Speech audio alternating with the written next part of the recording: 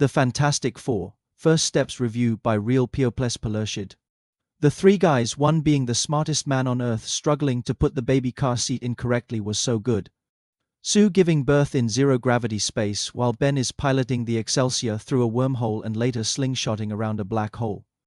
Johnny is trying to figure out the science mechanics of blasting the Silver Surfer in the wormhole, and Red is stretching all around. Felt peak F4 to me. Enjoyed the retro-futuristic setting of the movie a lot. The cast did an amazing job. Vanessa as Sue was for sure the highlight of movie, and it was amazing to see her motherhood being central theme here. She was the one to knock down Silver Surfer during the chase scene while being in labor, and also the final fight where she overpowered Galactus. Loved it so much. Joseph Quinn as Johnny Storm was the MVP for me. I love how they didn't make him a total man-child in this one. His portrayal was intelligent, smart, and figured out the Shalabal's language on his own. Also loved that Sue genuinely believed that her brother was onto something. If Interstellar taught me anything, everyone on Earth should have aged like 50 years and probably been destroyed before they got back. I've read a lot of F4 comics, and this completely nails the character dynamics and tone in a way that most Marvel movies don't. Maybe not a perfect movie, but probably a perfect Fantastic Four movie. This is my favorite Marvel movie in a long time, maybe ever. But I fully admit I'm a little biased towards this team. One of the things I loved most about Earth 828 was the initial plan to defeat Galactus. It was going to take everyone on the planet, every country working together regardless of their differences to build the portal bridges to save Earth. It was honestly a little jarring to me at first. I was like, damn, this is what it looks like for every country on the planet to work together for a common good.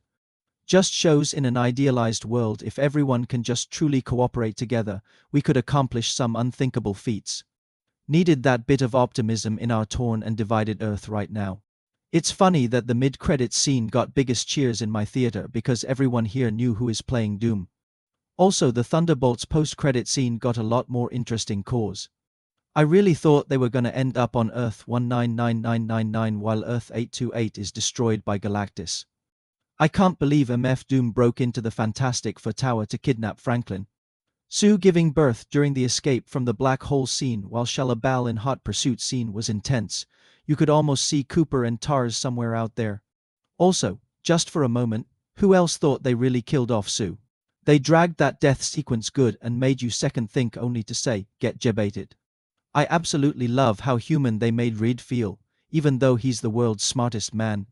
He's nervous about becoming a father and has to balance his commitment to the world with his commitment to his son and family. Really cool we get a Superman movie and a Fantastic Four film back to back, which both feel so down to earth.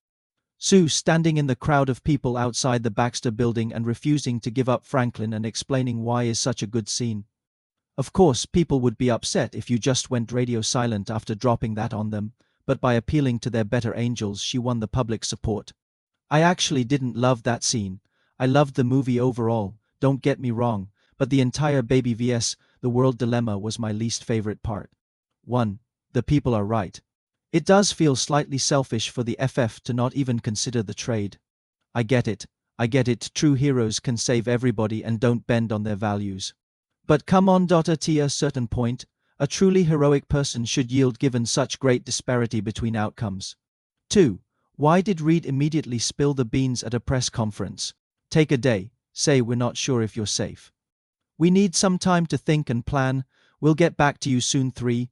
People are suddenly fine with the baby side in the previously mentioned dilemma. When Sue has a heart-to-heart with a few hundred people in New York, I'd assume 99% of people would be like, sure, I get it, that's your kid and family is important, but like it's him or billions of us, it just kind of fell flat for me tonally. Maybe I missed some of the nuances in how it all tied into the themes. This is quite the difficult film to score. Almost all the individual pieces are 9 seconds to 10. But the sum of the whole isn't. It's not bad by any means, but something was just off with the film. I think it's the fact that this did not feel like an MCU movie at all. It felt like a brand new universe. Or like the old Fantastic Four films where you don't expect them to even try to tie it into something else. Even though we know the FF will be in Doomsday, it felt like a standalone film. And the highest praise I give the film is that it currently, and most likely will forever be able to stand on its own legs without any connection to the MCU. Don't get me wrong though, I really enjoyed this film. It was gorgeous, well acted, serviceable story given it's a superhero movie, and it was hopeful. Even despite some of the darkness in it, I would have no issue watching the movie again. I would actively watch it if I go somewhere and see it on the TV. If someone asked me if I wanted to watch the film, I'd say yes. Overall, it's an enjoyable movie that gets my highest praise. That I will buy the movie on Blu-ray, just not on release. Maybe in a year or two if I see it on sale for 25 - 50 off. Yeah, there's a lot of good stuff here, but it doesn't really come together. Superman was a labor of love. This movie doesn't have a beating heart and a strong reason to exist like that. It's one of those annoying movies that should work better than it does. I think there are places where the reshoots are evident. When Sue yells "I know" when they are discussing about Franklin towards the end and then the next scene starts, it feels so jarring. It really feels like there's an amazing 9/10 movie in there that was edited down to a solid 7.5. Enjoyed the movie a lot, but damn, could have been a certified classic if there was an extra 10 - 15 minutes in it. Thank you for this comment. I didn't know how to express that I knew it was good, but for me personally it didn't leave me with the feelings I get from movies that love. I know the effects, world building, acting, etc. were all incredibly done. It felt off to me and didn't leave me that wow feeling leaving the theater, but I liked it. I agree that its parts are incredible and it's a great standalone film. But I didn't love it so deeply that I have to go full shill on merch or talk about it relentlessly the way I personally did with Superman. Almost all the individual pieces are 9 seconds to 10, but the sum of the whole isn't. It's not bad by any means, but something was just off with the film. Almost all the individual pieces are 9 seconds to 10, but the sum of the whole isn't. It's not bad by any means, but something was just off with the film.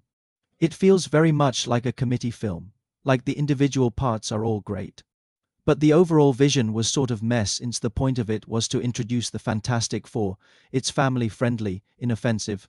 And there's even that fake-out death trope you see in Disney movies. Agree with the folks who are saying it's fine or decent.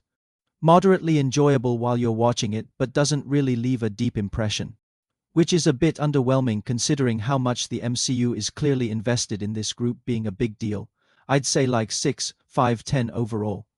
The good, plus production design and overall look. Nice to watch an MCU film that legit looks fresh and not really like any other movie in the franchise. Plus production design and overall look. Nice to watch an MCU film that legit looks fresh and not really like any other movie in the franchise. Plus Galactus and Silver Surfer were cool. Plus good pacing, moved fast and the 2 hours flew by. Plus no redone origin story, plus only light humor that doesn't overpower the drama or character work, plus cool score, plus Mole Man Lamau. Loved his weird little subplot and kinda wish it was more of the movie. The Ebad, the script is the real weak link I think, quite basic on a story or character level.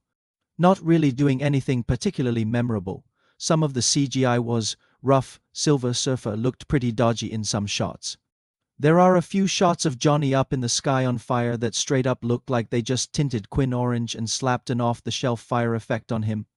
Also, some of the CGI shots of Franklin reminded me of the Squid Game S2 baby. Honestly wasn't blown away by any of the 4 performances. None of them were bad by any means, but I just wasn't particularly bold over thinking, yeah, this is the Fantastic Four. I found it very silly that Reed admitted what Galactus wants to the world. I'm gonna sit with this one for a while, but I was just like you idiot. I guess he's more optimistic than I am. Wasn't particularly compelling as a lead into Doomsday. Surprised how little the powers were showcased honestly, especially the stretching. Didn't think the direction was particularly remarkable. Super basic camera work, felt quite anonymous. I can't think of more than a couple of memorable images.